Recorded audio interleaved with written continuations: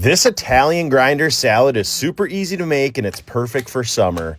Grab some provolone cheese, ham, salami, and pepperoni, then slice them up into bite-sized pieces. Dice up a red onion, then cut up some grape tomatoes in half. Then we're going to make the dressing with mayo, olive oil, red wine vinegar, salt, pepper, garlic, then mix it up. In a larger bowl, combine shredded lettuce, tomatoes, onion, pepperoncinis, all the meat and cheese. Add that dressing in, then mix it up nice and thoroughly. Add black pepper, Parmesan cheese, croutons, mix it and serve it up.